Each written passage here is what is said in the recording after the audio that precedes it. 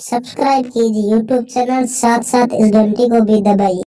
का और महाराज कहे एमएलए एमपी ये सारी पृथ्वी के राजा भी बन जाए वो भी कुछ नहीं। और इंद्र का राज बहुत श्रेष्ठ है, असंख्य गुना सुख है। यहां सारी पृथ्वी के राजा को जो सुख होता है उससे संख्य गुना सुख और इंद्र जी को होता है।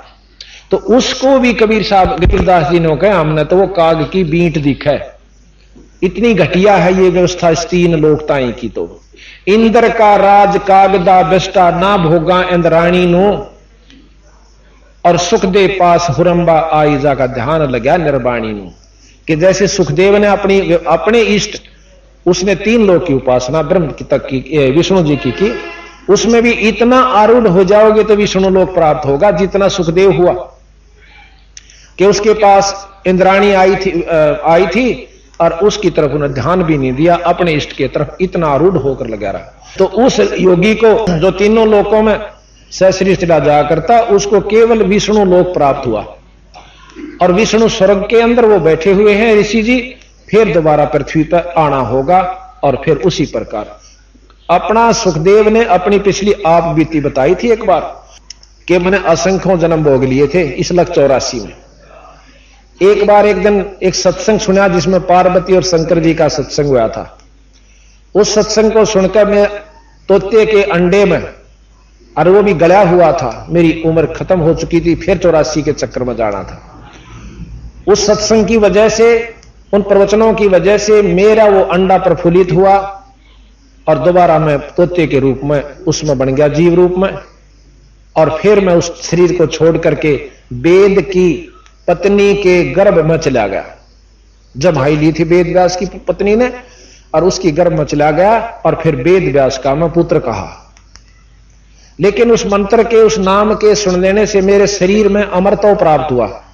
यहां तीन लोक का अमरत्व है कि 9 तत्व का एक शरीर और से इस 5 तत्व के अंदर, जिसको सूक्ष्म शरीर कहते हैं, वो अमर हो जाता है, पर उसकी भी ये चक्कर नहीं खत्म होता। जैसे गीद व्याद ये वो है ना बड़े संत, वो पिछले उनकी कमाई के अनुसार पक्षी रूप में आगे, पर शक्ति भक्ति फिर भी रही उनमें। तो इस प्रकार जब ये दोबारा इनका सुखदेव रूप में जन्म हुआ तो इसने अपने पहले गुरु नहीं मनावा था कि मैंने गुरु की कोई जरूरत नहीं, और अपने शरीर के साथ विष्णु जी के पास गया। विष्णु जी ने भी कह दिया ऋषि जी यहां के करण आया? न बोला जी मैं स्वर्ग में रहूंगा। अक नहीं भाई, स्वर्ग मत वो रहेगा जो नीचे गुरु से नाम लेकर आया है। महाराज जी मैं भी तो आज आ गया हूं, बेशक आ गया हूं, वीरा तेरा कोई लाभ नहीं मिल सकता। अब जैसे यहां से अधिकारी कोई नौकरी करने वाला कोई कर्मचारी चंडीगढ़ चला जा सकता, उसके पास पैसे हैं तो, लेकिन वहां रह नहीं सकता। रहेगा तो अपने घर पे खर्च करो, और उस सरकारी क्वार्टर में नहीं रहने दें उसने। अगर वो ट्रांसफर करवा के ले जावे, बदली तबादला करवा के ले जावे, स्थानांतरण करवा के विधि से ले जावे, तो उसको सारी सुविधा भी मिले और भाई वहां रहने का भी स्थान मिले और वह तनख्वाह भी मिले। इसी प्रकार हम अपनी मर्जी से साधना करते हैं तो हम लाभ पूर्ण नहीं प्राप्त कर सकते। और फिर गुरु पर भेद बताया सतगुरु ने। अब हम फेल क्यों हो रहे हैं? हमारे जितने भी सत्संग कहो या आध्यात्मिकवाद कहो कि हम कोई सी भी मर्यादा का पूर्ण ज्ञान नहीं है। आंख मीच का नाम ले रहे हैं, गुरु होना चाहिए बस, निरे गुरु तो काम ना चलता। वो गुरु भी ठिकाने का हो। आगे हम गुरु का भेद बताएंगे आपको, गुरु कैसा हो और गुरु कौन होता है, गुरु की प्राप्ति करवा सकता है। तो गौर उस पर सुखदेव जी ने अपनी आप बीती बताई कि एक बार मैं गधा हो गया, गधा की जो नहीं भोग रहा था, ज्यादा काम लिया मेरे मालिक ने, अंधा हो गया। अंधा हो जाने से मालिक ने भी छोड़ दिया। तो फिर मैं चलता चलता एक गहरे खड्डे में गिर जाता हूं। नाला सा था, रास्ता था आने जाने वालों का। गांव से 3-4 किलोमीटर की दूरी पर मैं पड़ा हुआ था। मैंने विचार किया कि कोई भक्त आत्मा आवेगा, मैंने काट देगा, इसमें निकाल देगा, लेकिन किसी ने निकाला नहीं। इक्का दुक्का आवे, वो ये विचार करके चला जावा कि मेरे पता निकले नहीं, और मेरे ऊपर पांव और टेक के पूड़ी बना दिया, परली पार हो जाए। कहते हैं मैं 7 दिन भुगत कर वहां अपना शरीर त्याग गया, अन्न पानी ना मिलने की वजह से। और फिर वो दिन मुझे याद आवस कि एक बार भी जरा सी भूल कर दी तो ये लक 84 फिर खड़ी से त्यार। उस भय के मारे में 24 घंटे परमात्मा को याद रखता हूं, अपनी साधना में रहता हूं। तो इस प्रकार सतगुरु कबीर साहब ने बताया कि जटकुंडल ऊपर आसन है सतगुरु की सैल सुनो भाई। इस शंकर भगवान का एक जटा कुंडली धाम है। आज आपने देखा होगा ना, शंकर भगवान का चित्र दिखाएंगे जिसमें तो गंगा काट रखी है। ये आपने देख रहे हो कि इसमें शंकर भगवान के चित्र में गंगा जी बार आ रही है, जटा मत है। ये कबीर साहब महाराज कहते हैं ये कति भूल भुलैया से न बेरा को नहीं चित्र बनावनिया ने और शास्त्र विद्यों ने ये चित्र देखा भगवान शंकर जी का, और इसमें से जटा, स्किन की जटा से गंगा निकलती हुई आपने दर्शन करे। ये गलत है। कबीर साहब ने बताया कि एक जटा कुंडली नाम का एक तीर्थ है ऊपर कैलाश पर्वत पे, शिव के धाम में, शिव के लोक में। जिस प्रकार यहां भाखड़ा डैम बना हुआ है ना, वहां आपने किसी ने देखा हो, हम देख के आए थे। बहुत पर्वतों के बीच में इतना चारों तरफ से बहुत पानी उसमें भरा हुआ है, और कहते हैं अगर वो डैम टूट जावे तो सारे हिंदुस्तान पे 10-10 फुट पानी खड़ा हो जाए, इतना उसमें पानी जमा है। अब भाइये से कहने का कि हमने इन शास्त्रों को सुना जरूर पर नो नहीं समझा, इसमें कह के रखा है। एक जटा कुंडली नाम का एक ऐसा वहां पर बहुत बड़ा सरोवर है, और उसमें सतलोक से आकर गंगा पड़ी है। जब ये ऊपर से आई तो गंगा निरंजन लोक में आई सतलोक से, और फिर निरंजन से आगे आई ब्रह्मा के लोक में। इसका इतना तेज बहाव था कि उसने उसमें शंकर जी ने उस जटा कुंडली में रखा, और 6 महीने में वो जटा कुंडली भरकर पूरी हुई। फिर वो भरने के बाद ऊपर से पानी चला, वो नीचे आकर के कहते हैं वो पर्वत पर हिमालय की इधर पड़ा, जहां पर फिर पर्वतों के नीचे से आकर के वो गौमुख के रूप में निकली। अब यहां हम दिखाते हैं कि शंकर भगवान अपनी जटा में 6 महीने रोक ली। सिद्ध पुरुष हैं, वैसे भी रोक सकते हैं, कोई ऐसी बात नहीं, क्योंकि अगस्त ऋषि ने 7 समुद्रों को एक घूंट में पी लिया था। एक महाराज के गरीबदास जी कहते हैं एक सिद्धि सब सागर पीवे, एक सिद्धि बहुत उपजीव है। एक सिद्धियां हैं ये, पर आत्म कल्याण नहीं है।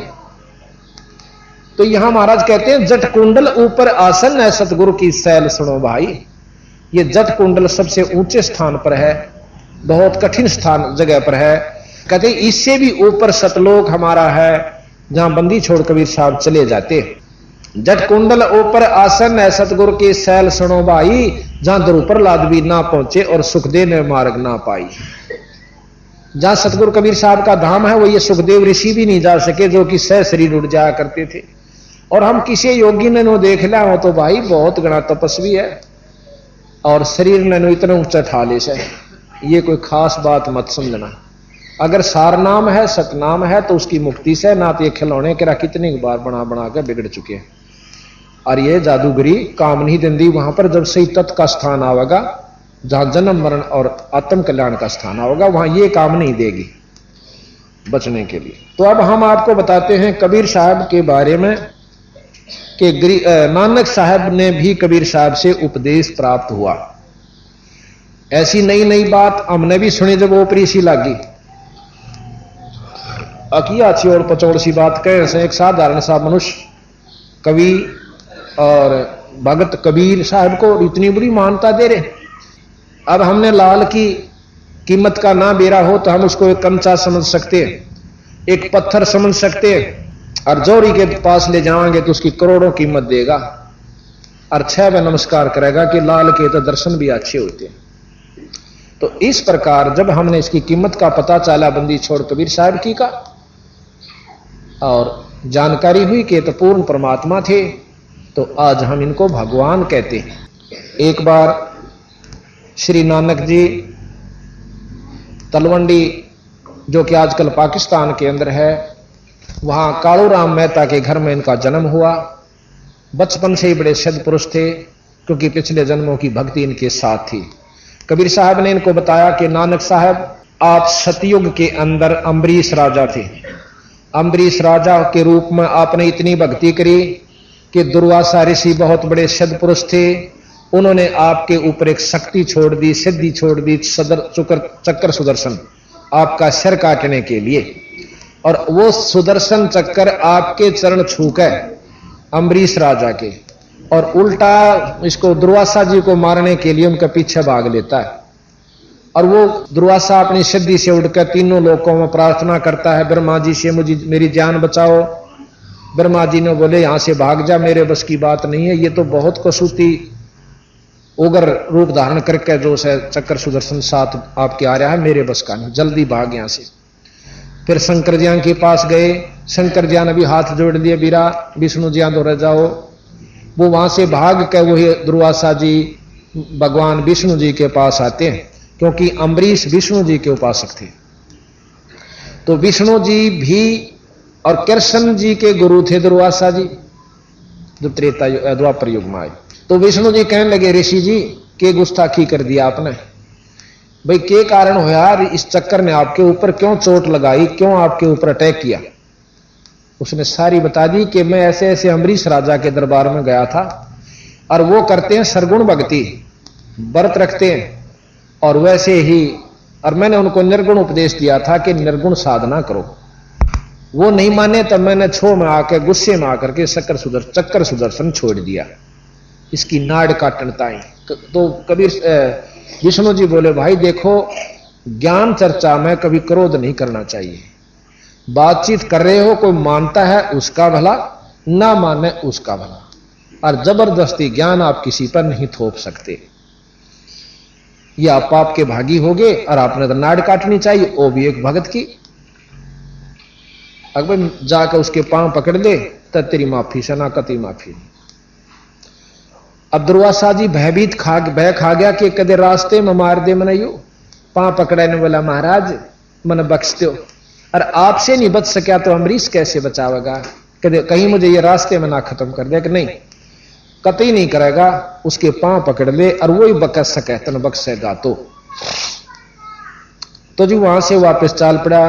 दुर्वासा जी अम्बरीश के दरबार में आ जाते हैं। राजा अम्बरीश के चरणों में सर टेक देने का, मेरी जान बख्श दो, मेरी जान बख्श दो ऋषिवर, मेरे से गलती होगी।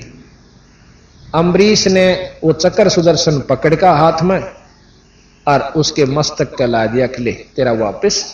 पर देखे ख्यास करिए, भक्ति के भाव तेरा करो। कितना बड़ा सिद्ध पुरुष हो, कितना साधक हो, कभी भक्ति को भंग करके उबर नहीं सकता। तो ऐसे भी आप नानक जी को बता रहे हैं कबीर साहब कि ऐसे ऋषि भी रहे आप अम्बरीश रूप में, पर तेरी मुक्ति नहीं हुई बीरा। ये निरंजन तक की उपासनाएं हैं। आपका दूसरा जन्म त्रेता युग में हुआ, आप जनक विदेही हुए, जो कि सीता जी के पिताजी थे, राजा जनक। और आपके अंदर इतनी शक्ति थी कि जाति समय जब यहां से आप गए, और राजा जनक जो है सुखदेव ऋषि के गुरु हुए। जो सुखदेव ऋषि इतने योगी हुए कि तीनों लोकों में चले जाया करते उड़कर, उनके गुरु राजा जनक हुए। और राजा जनक जाति दफा जब स्वर्ग में जान लागे, रास्ते में एक नरक पड़ा था।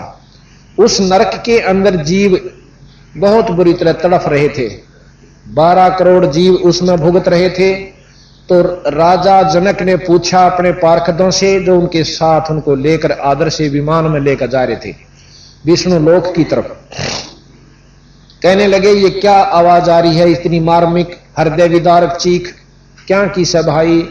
तो उन पार्षदों ने बताई कि यहां पर एक नरक है, उस नरक में जीव अपनी करनी भरनी भुगत रहे हैं। और वो चिल्ला रहे हैं कि ये कितने दिन भुगतेंगे, ना जाने कितने युगों तक इनको में इसमें भोगना पड़ेगा। तो उन्होंने पूछा कि इनका कोई समाधान हो सकता है? अग जी कोई समाधान नहीं धर्मराय बता सके। धर्मराय को बुलाया वहीं पर जनक जी ने, और धर्मराज आ जाता है। कहने लगा, हाँ ऋषि जी, कैसे याद किया कि ये जो जीव जो दुख पा रहे हैं नरक में, इनका कोई समाधान है? अग्नि जी ने अपनी करनी भोगनी पड़ेगी। अकबर मेरे तक नहीं देखा जानता, अगर ना मांग जाऊं जब तक इनका छुटकारा नहीं हो जाएगा। तो धर्मराय ने राज ने सोची कि अच्छा पंगा पाया ने बोला, एक समाधान है, आपने अपने पुण्य देने पड़ेंगे और ये कुछ समय के लिए बाहर आ जाएंगे। जो बोला मैंने मंजूर है। तो अपने पुण्य राजा जनक ने उन नरक वाले जीवों को संकल्प किया, तो वह जीव नरक से बाहर आकर के स्वर्ग में भेज दिए। अब विचार सुनिए, बहुत ध्यान से सुनने की बात से, ये कथाएं नहीं है। इन कथाओं से हम महाराज ने सार निकाल कर दिया। फिर अब काल की क्या व्यवस्था है कि राजा जनक ने खूब भक्ति करी, पुण्य किया और रास्ते में छल कपट करवा दिया इसी काल निरंजन ने, और वो पुण्य उसका अक्षीण करवा दिया। राजा जनक बैठा स्वर्ग में जाके फिर नानक के रूप में प्रकट कर दिया तलवंडी पाकिस्तान में। तो ये बात कबीर साहब ने नानक साहब तो बताई। इब दिल तो कांप जैसे जब इतनी भक्ति करी विराट, तो भी उल्टे चक्कर काट रहा से, मुक्ति कहां हुई थारी? तो न बोला जी फिर के करा, पर मैं तो जो है एक निराकार ज्योति अंदर मुझे दर्शन देती है, निरंकार, मैं उसका जाप करता हूं और वो मुझे पूर्ण रूप से दर्शन दे रही है। कबीर साहब ने बोले ध्यान लगाओ।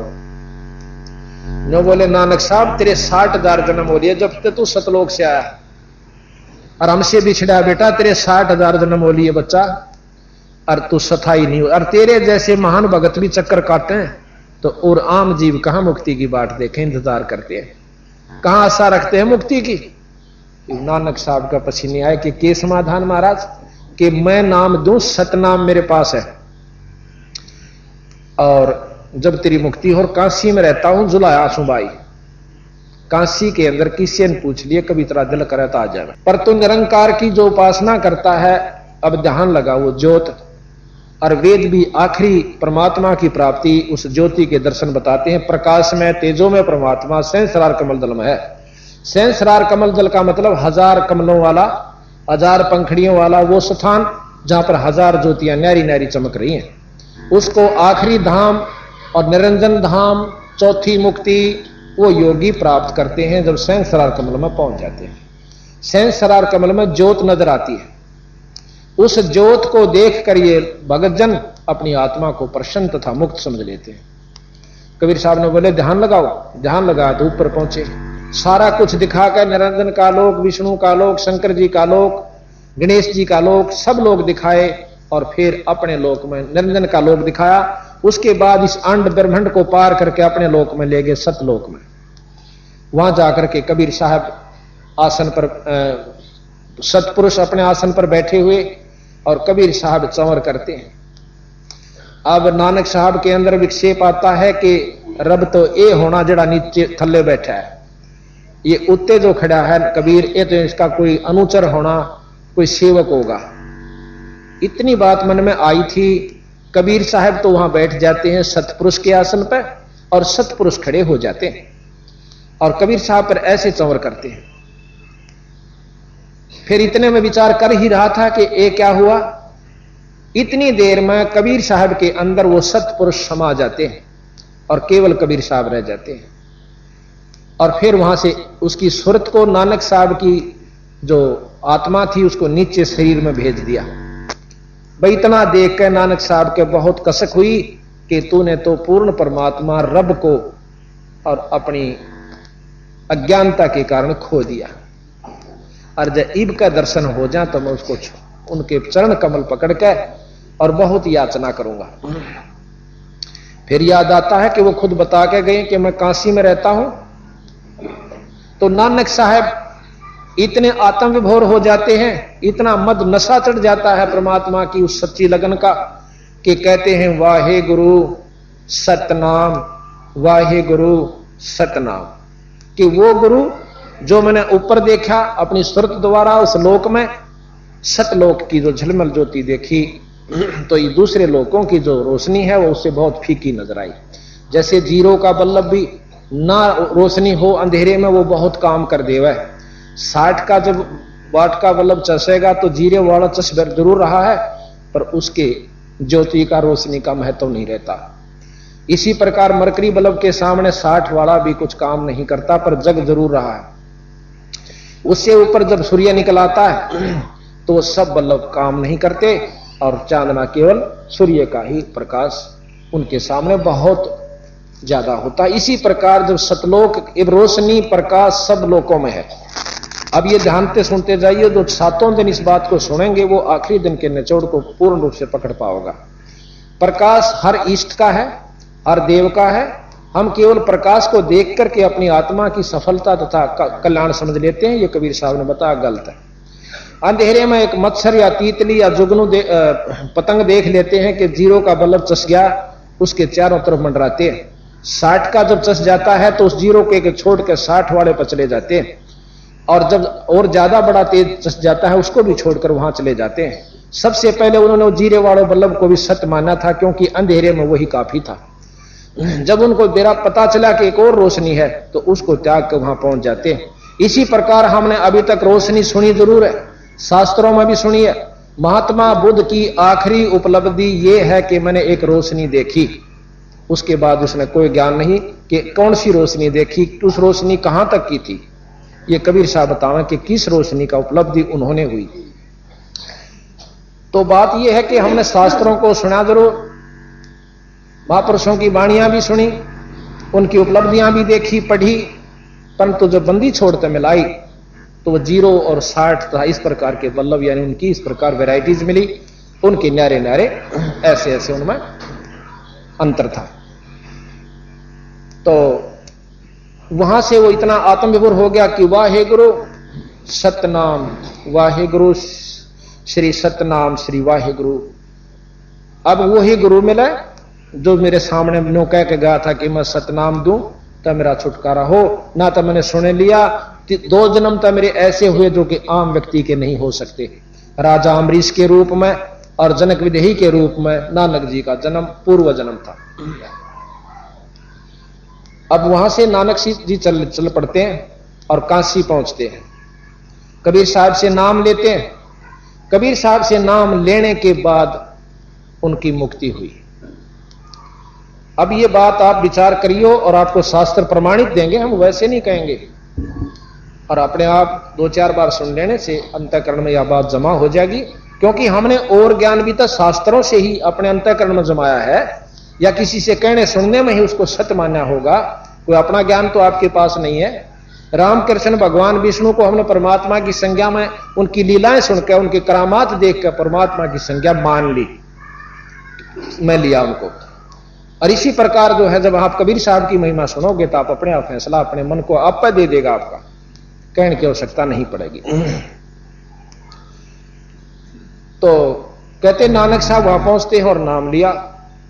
जब नानक साहब का छुटकारा, अब गरीबदास जी अपनी वाणी में प्रमाण देते हैं कि झांकी वेख कबीर की नानक कीती वाह, और वो सखा का गल पड़ीब कौन छुटावता। झांकी किसे कहते हैं?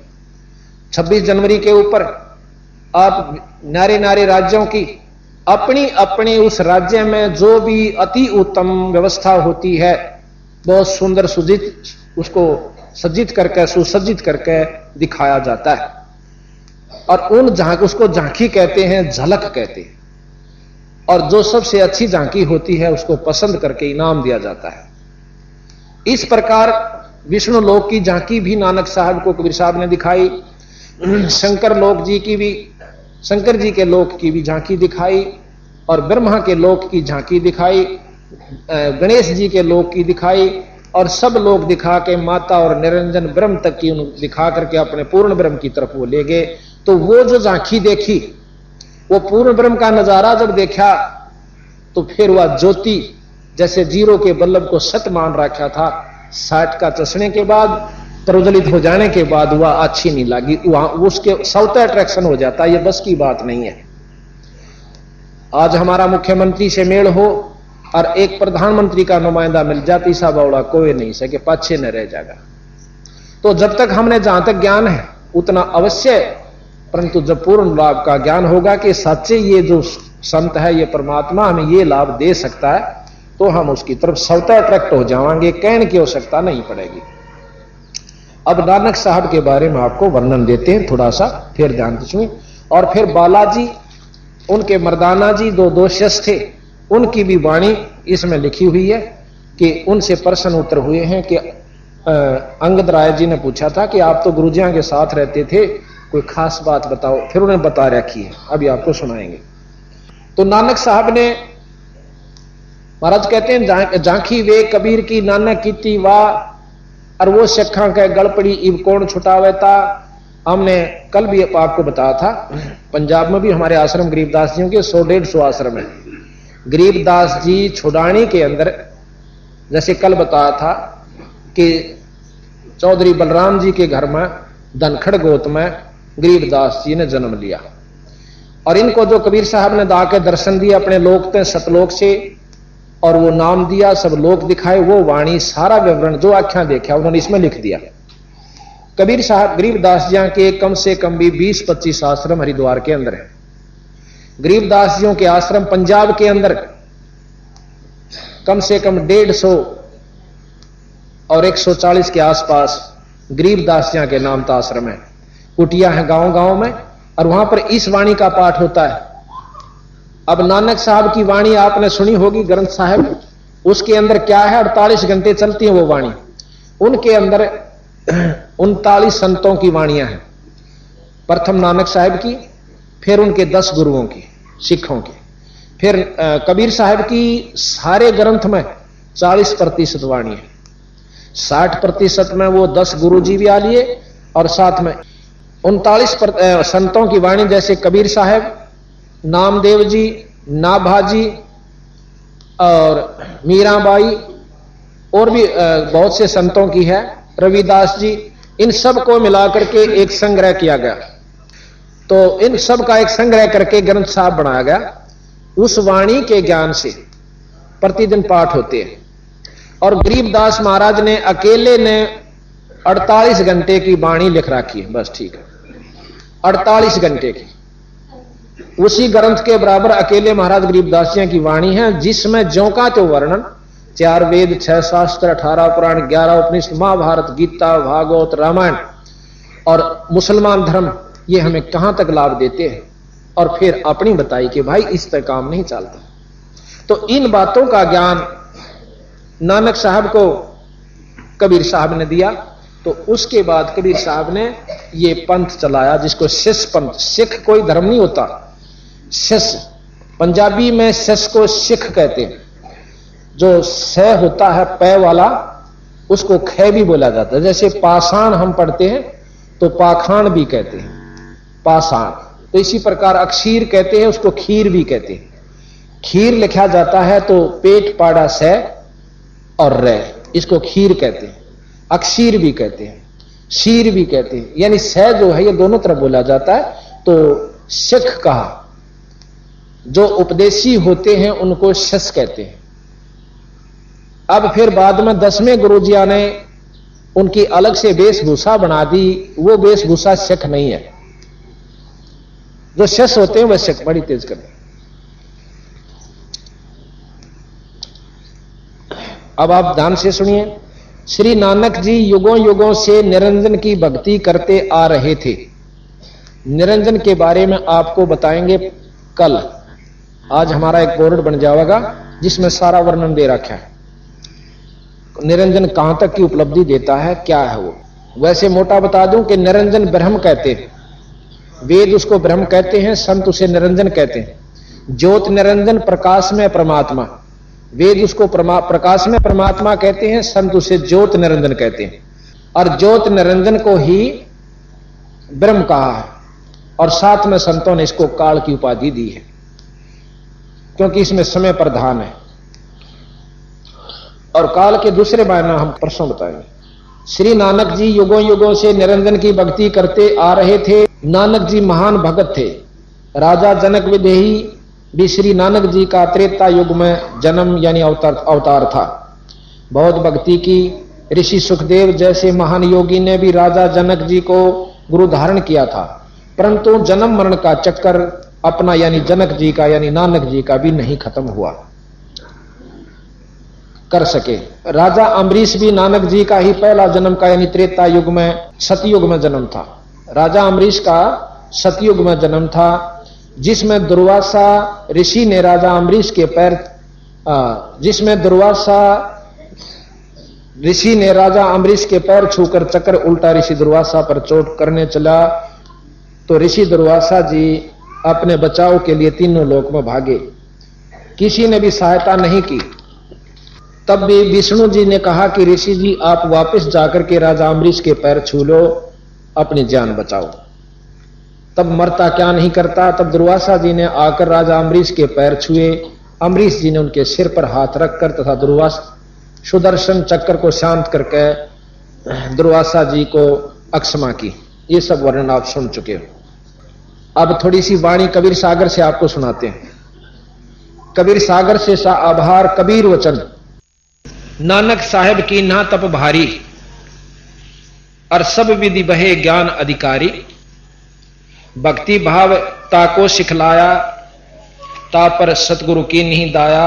दाया कहते हैं दया को। ये संत भाषा होती है, इसमें थोड़े अक्षरों का, क्योंकि पद भाग के अंदर जो है थोड़ा अंतर हो जाता है भाषा में।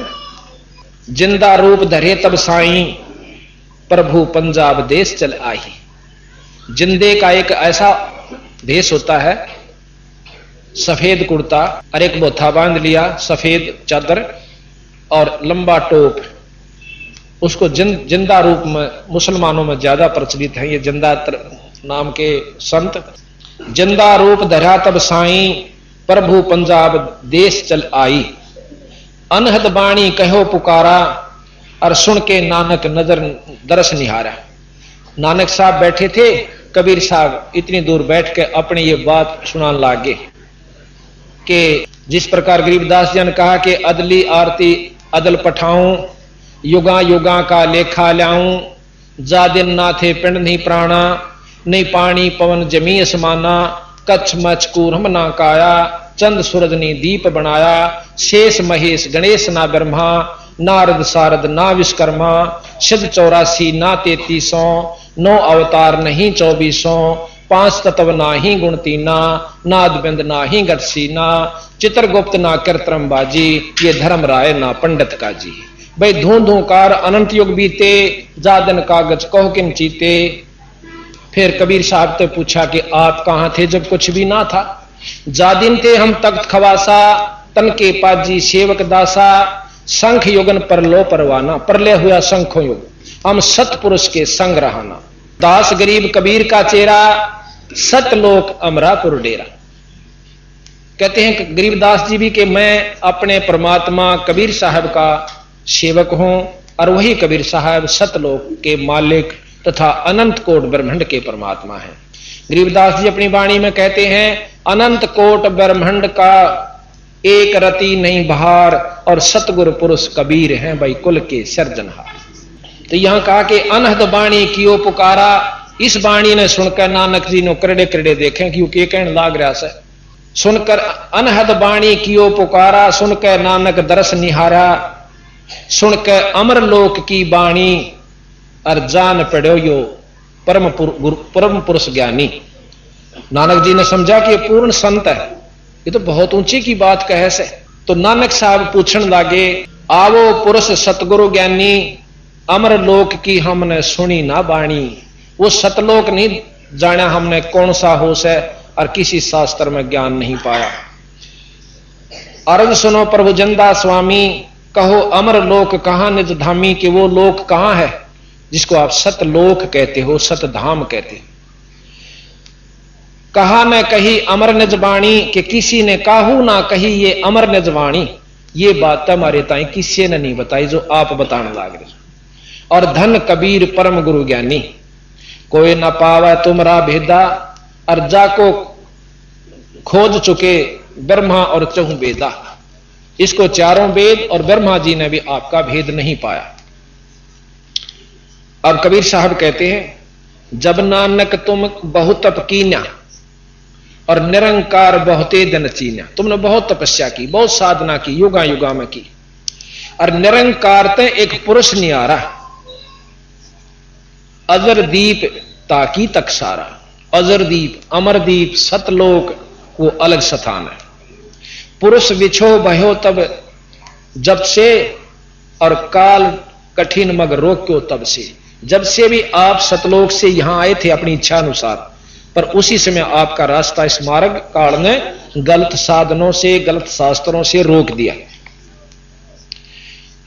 इत तुम सरस भक्ति ना होई, क्योंकि परम पुरुष ना भेटो कोई। यहां आपकी सरस भक्ति, एक रस भक्ति नहीं होती। आपने देखा होगा कि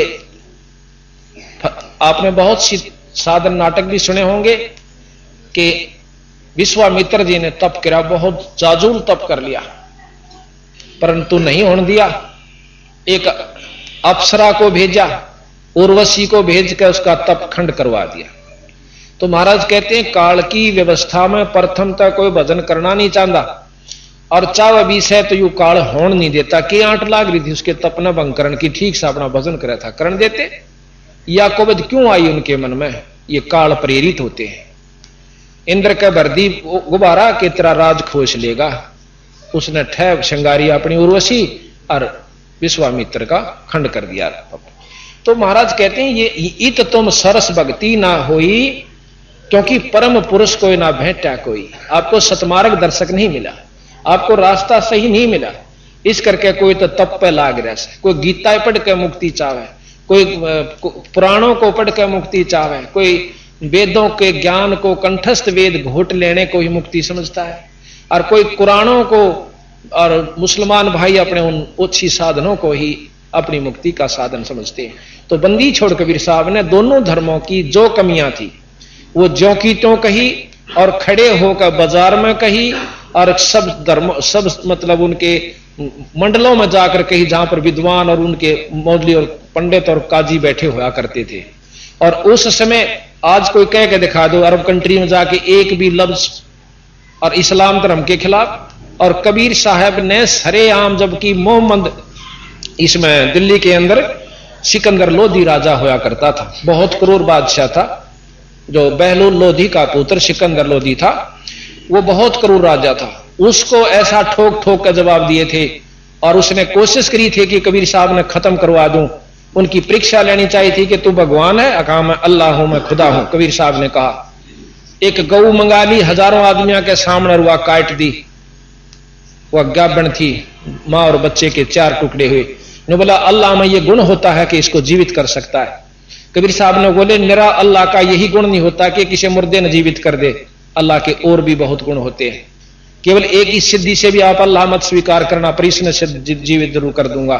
कबीर साहब ने 2 चुटकी मारी थी, 2 थाप उस बच्चा कर गऊ का, दोनों उसी समय जुड़ जाती है, और ला के बाछड़ा दूध ठोक दी, दूध की देग ठोक दी। बोल बंदी छोड़ महाराज की जय। ये तो 600 साल पहले का इतिहास है, कि देखो न सोचे गपोड़ मार रखे होंगे। यार जिसका नहीं यकीन हो उसकी अपनी बुद्धि वहीं तक काम करती है। परमात्मा में ये गुण है जो वो कर सकता है। तो सिकंदर लोधी ने पांव पकड़ लिए दिल्ली के बादशाह ने, अरने बोले आप अल्लाह की जात हो, परवरदिगार हो, मुझे बख्श दो। पालकी में बिठाकर उनके घर छोड़ कर आया था। ऐसे ऐसे चमत्कार आपको आगे बहुत कुछ बताएंगे, जिससे आपको प्रमाणित करके दिखावांगे कि कबीर साहब परमात्मा है। तो यहां के तब तक हमसे बिछड़े भाई, और 60,000 जन्म तू पाई। नानक साहब आपके 60,000 जन्म हो लिए जब तक तू सतलोक से आया है। दर दर जन्म भक्ति भल की नहा, और फिर काल निरंजन चक्कर दीना। तने बहुत भक्ति करी, जितनी बार भी आप यहां पर आए बहुत भक्ति करके गए, और फिर भी आपको जन्म मरण के चक्कर तय काल ने नहीं बचन दिया। ये व्यवस्था से इस ब्रह्मताएं की कि कोई जीव मुक्त नहीं हो सकता। कुछ समय स्वर्ग में बिठा दिया जाता है। स्वर्ग की परिभाषा आपको कल बताई थी। अपनी की हुई पूंजी ने शिमला खाया हुआ 10,000 रुपया ने, वो खत्म होंगे उल्टा है, फिर आ जा, फिर आड़ा मंड जा, फिर खाया हुआ 2 महीने गर्मिया में। ये इतना सुख स्वर्ग में है। यही कबीर साहब बताते हैं। गरीबदास जी महाराज कहते हैं ये रहट का कुआ लोई। रहट तले भरया ऊपर खाली, नीचा भरया ऊपर खाली, और यागड़ बंदा है सब कोई। 88 और 33 करोड़ी देव, यानी 88,000 से 33 करोड़ देवता, और सभी बंधे निरंजन की डोरी, नो रेट की डोरी का बांध रखे। काटे जाओ चक्कर, नीचा आओ भक्ति करो, ऊपर जाकर स्वर्ग में खाओ, फिर चक्कर काटो, फिर गधे बनो और कुत्ते बनो, 184 भी भोगो। क्योंकि गीता जी का श्रेष्ठतम ज्ञान है यहां पर कि जिसे कर्म जीव करेगा भोगे सरेगा। अब भाई बुरे भी होते हैं, अच्छे भी होते हैं।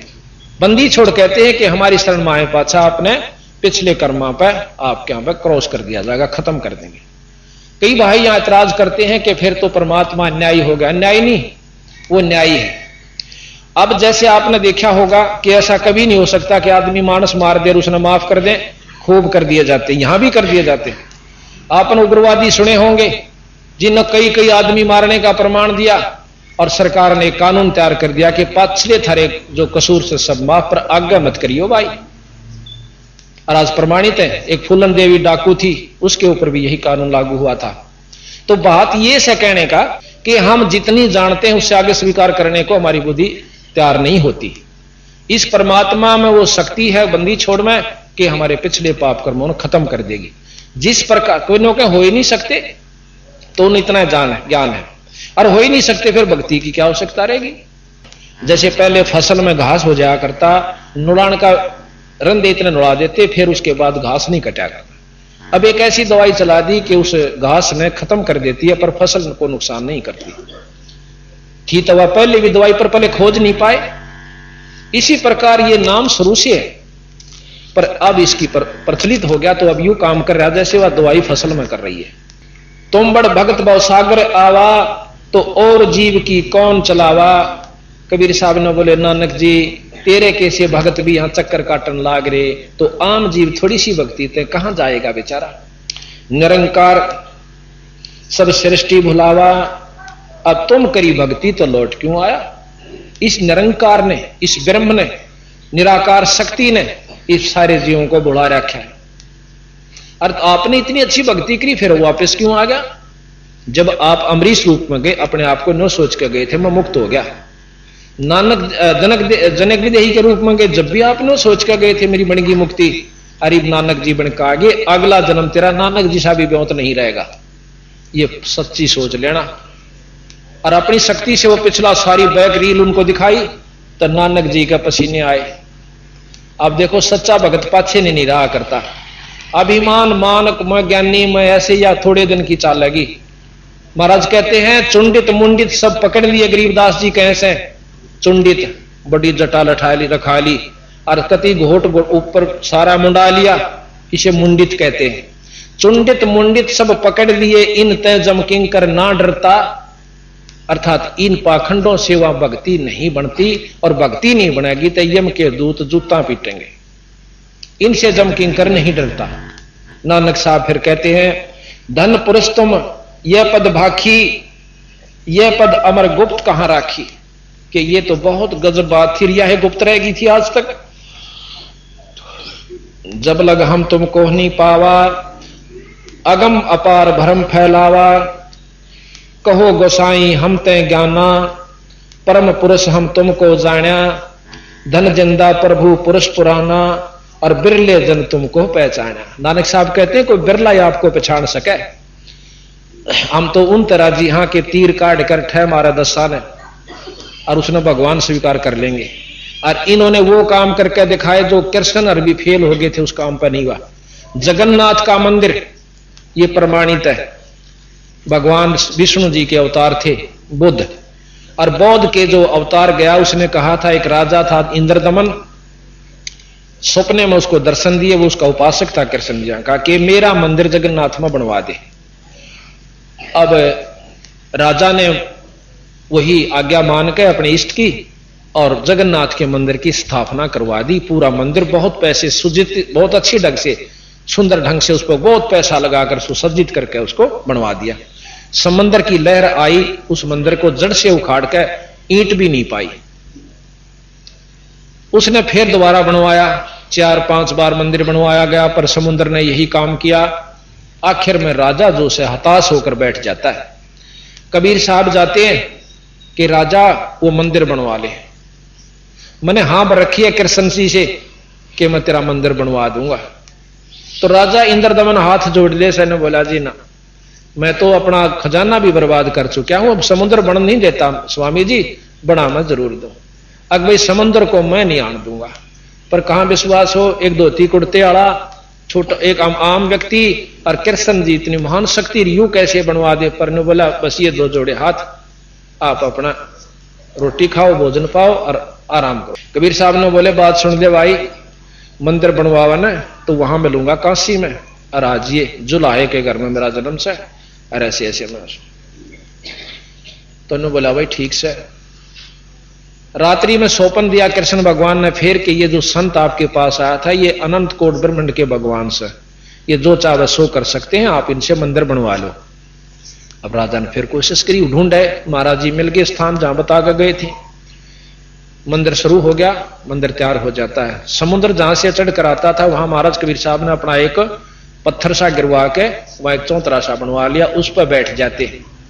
अब समुद्र कहते हैं बहुत ऊंची, जैसे ज्वार भाटा आपने देखा होगा, सैकड़ों फुट समुद्र उठ जाता है। जब ये भूत साइक्लोन आता है ना, बहुत मतलब हजारों किलोमीटर तक उस पानी का बहाव आकर के बर्बादी कर देता है। उस समय इतना ऊंचा उठा, कबीर साहब ने अपनी शक्ति से ऐसे कर दिया, वो ज्यों का त्यों रुक गया, जैसे जाम हो जाता है। अब समुद्र के ऊपर का रूप बना करके बाहर आवे और हाथ जोड़ दे से नो कहे परम पुरुष, हे परमात्मा आप कौन शक्ति हो, मुझे आगे जाने दो। की करेगा भाई कि इस मंदिर ने ढाऊंगा। अरे भले पुरुष, मंदिर आश्रम बनवाया करें, ढाया करें, इतना नीच काम करे तो। अगजी इस कृष्ण ने मेरी मर्यादा भंग कर रखी समुद्र की। क्यों कर भाई कि जब ये राम रूप में आए थे, इन्होंने जबरदस्ती तीर के बल पर मेरे पर रास्ता मांगा था, और वो बदला मैं लूंगा जी। अकीस यूं तो ढा नहीं सकता, चल ढा ले। तो अब कहां बसावा थी कि तभी तो मैं आपके पास आया हूं, मेरी नहीं बसानती, तो मुझे बदला दिवाओ महाराज कि उसकी द्वारकापुरी ने डबोले। आज भी प्रमाण है, द्वारका समुद्र ने डबो रखी है, और वहां जगन्नाथ के मंदिर से समुद्र नहीं ढाता, उसको बचा रखा है। अब फिर क्या हुआ कि अगले दिन भाई हफ्ते 10 दिन के बाद उसमें पूजा शुरू होनी थी। मोटे मोटे पांडे मेरे कैसे जो गणे बोला करें, वो जाके और ठे पहुंचे सारा पूजा का सामान लेकर के, और कबीर साहब आगे खड़े मंदिर के गेट में, और उसकी पकड़ कर बां एक पांडे ने जो हेड मुखिया पांडा था, और दूर मारा बगा के मनहूस नीच जाति के, और तू आगे आ गया। सुबह सुबह हम तो ठाकुर की पूजा करनी थी, भगवान की पूजा करनी थी, आज नहीं करते फिर करेंगे। अंदर जाते हैं तो जितनी भी मूर्ति उसमें लगी हुई थी सारी कबीर साहब का रूप धारण कर लिए। अब वो पांडे हो गए एकदम भैया बनी की कहानी। तो कुछ देर के बाद वो वही मूर्ति बन जाती है। फिर वो धोते हैं खूब अच्छी तरह, पानी गिर गिर का मसड़ मसड़ का उसने अशुद्ध हो गया। पूजा शुरू कर दी। कुछ दिनों के बाद उस पांडे का कोड लाग गया, जिसने महाराज जी को धक्का दिया था। कोड लाग गया, इतना इलाज करवा लिया, तड़प है, रात की नींद खत्म होगी, दिन में किल की मारे, सारा दवाई करा ली, कोई आराम नहीं हुआ। कृष्ण भगवान ने दर्शन दिए कि उसी संत के पांव धोकर पीले पांडे जब तेरी जान बचे, उसी पांडे ने मरता के नहीं करता जाकर कबीर साहब के सैकड़ों आदमियों पांव धोकर गट देसी पी लिए। देखते देखते जानो कोड था नहीं उसका, उसी समय समाप्त हुआ। जब सैकड़ों आदमियों का विश्वास हुआ, कबीर साहब ने बोले एक बात कान खोल कर सुन ले पांडव, आगे से इस मंदिर में जय छुआ छात किसी ने कर दी, उसका यही हर्ष होगा जो इस पांडे का हुआ। आज प्रमाण है, जब से जगन्नाथ का मंदिर बना उसमें किसी धर्म का व्यक्ति जा सकता है, और आज से 100 वर्ष पहले, 50 वर्ष पहले, 40 वर्ष पहले दूसरी जाति वाले को आम मंदिर में बढ़ने नहीं दिया जाता था। जब श्रीमती इंदिरा गांधी अपने हिंदुस्तान की प्रधानमंत्री थी, उन्होंने भी एक मंदिर में जाने की कोशिश की थी, उस समय उनको भी प्रवेश नहीं करने दिया गया था कि आप हिंदू जाति से यानी पंडित जाति से नहीं रही। ये पेपरों में काफी दिन आई थी। तो इस प्रकार उस मंदिर में और उस दिन से आज तक कोई छुआछात नहीं है, और वहां कबीर साहब की मूर्ति बनी हुई है। एक बार फिर प्रमाण मिला कि जगन्नाथ के मंदिर में एक पांडा खिचड़ी बना हुआ था। खिचड़ी ऐसे पकती है, उसमें नीचे ऊपर रख दी जाती है मटके टोकने पीतल के, एक उस पर एक उस पर एक उस पर, ऐसे सबसे पहले ऊपरली तैयार होती है, 5-6 ऐसे रख दी, नीचे आग बाड़ी जाती है। सबसे पहले ऊपरली तैयार होती है और ऊपरली उतारी जाती है।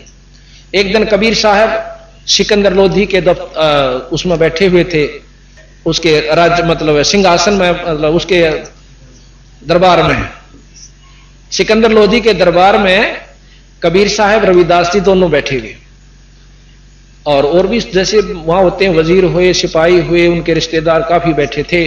एकदम कबीर साहब खड़े होकर के अपने पांव पे अपना पानी डालते हैं लोटे में। तो सब कहने लगे महाराज क्या हो गया, क्या लग गया पैर के? नहीं कुछ नहीं लगा। जगन्नाथ के मंदिर में एक पांडे का पांव जड़े था, खिचड़ी पड़ गई उसके ऊपर, तो मटका उतर के पड़ के और उसने बुझाऊ सुना, बेचारा मर जाता हो जड़ के, इतनी तेज आंच थी उसकी। अब शेख तकी जो सिकंदर लोधी का धार्मिक गुरु था वो एकदम हंसा। अब देखो जी मूर्ख की बात कैसे, पानी गिरा पांव पे और बुझे पांडे का पांव, इसका पता करवाओ। उसी समय 2 ऊंट सवार भेजे। कबीर साहब ने नाम बता दिया कि इस नाम का पांडा, और ये समय ये तिथि, वो समय तिथि समय सारा नोट करके वो चाल पड़े। वहां जानते वो पांडा पूछा कौन है? कि मैं सू भाई। कि तेरे पांव पे कोई खिचड़ी पड़ गई थी, यानी मटका फूट के पड़ा था? कहां? किसने बचा? कबीर साहब ने। कौन कबीर? कि काशी में रहने वाले बंदी छोड़ कबीर। कि वो यहां कैसे आए? कि वो तो रोज आते हैं एक बार दर्शन यहां पर, सब काशी के सभी ने पूछ लो, एक बार सबको दर्शन देगा जहां सब आवे किसी बार रूप में। और वो कहां थे? कि यहां खड़े थे मेरे साथ में और पानी ले रहे थे, जैसे बर्फ का होया करे, शीतल हेम पानी जल, और उसमें गिर दिया तो मेरा पांव बुझा। पूरी पता लिख के वो ऊंट सवारों ने, दूतों ने दस्तक करवा लिए, 20 आदमियों के और अंगूठे लवाए, साथ में पांडे का नाम लिखा, और वह बात ज्यों की त्यों। ये बंदी छोड़ कबीर साहब की महिमा आप सुनोगे जब आपको ज्ञान होगा। तो अब नानक साहब के बारे में चल रही है। बहे दयाल परस्पर गुरु ज्ञानी, और कहो गहो पान परवाना पानी, भली बही तुम हमको पावा।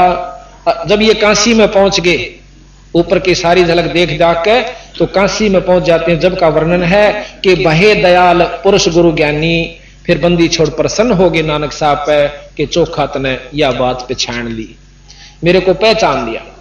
बहे दयाल पुरुष गुरु ज्ञानी, और गहो पान परवाना पानी, कि वाणी के तुम मेरा ये नाम लो।